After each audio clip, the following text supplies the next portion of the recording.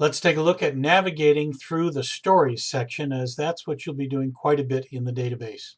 So from wherever we are, we've clicked on the story page. Here are stories that are grouped by stories that are ready and by stories in progress. And just a note on the stories that are ready only, you can click on the top of any column to sort by that particular column. They initially are sorted alphabetically by the name of the story.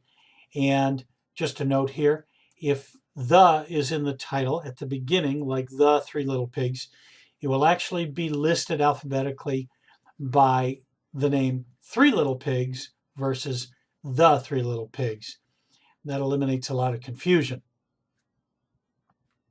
So you can certainly click on the top of any column to sort by that column. One of the ones you'll probably use a lot is sorting by time. So if I click on time, it shows me longest to shortest. If I click it one more time, it shows shortest to longest. This may be helpful in looking for a particular length of story to tell at a venue. Now there are two major columns here, where stories were told or edit the story. We're going to start with edit the story. And if we click on that, that takes us to a page that is dedicated to this story, My Whole Life. And you'll notice that there are additional menu items here. Story profile, which we're in, which gives the basic information about the story. Edit the content, view the content, view the venues and events where the story was told, or print the story. We're going to cover each of these one at a time. So we're going to go through edit content. This is editing the content or the text of the story. Here you can add or delete any portion of this text. Just to show you, I'm going to add something to the text here.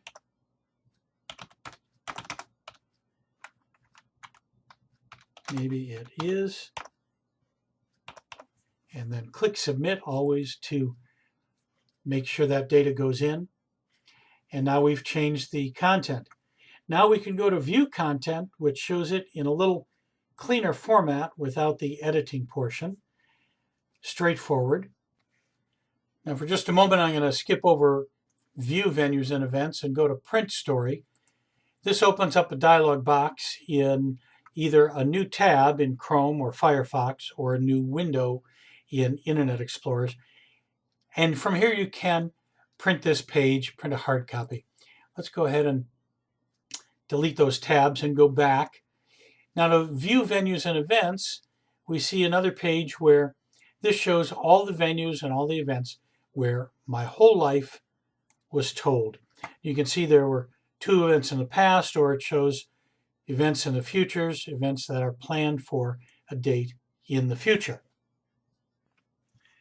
One more thing while we're navigating stories and we're in the screen that shows us all the venues and events where this particular story was told, we can also switch to all the stories at this particular venue. So instead of going back to venues and then clicking on the venue to see that story, we can go directly from this screen to see all the stories that were told at the downtown JCC. Once again, they're organized by event and by date. So here we can see what was told in the past at the JCC, and then here in this column we can see what is planned for the future, all based on dates.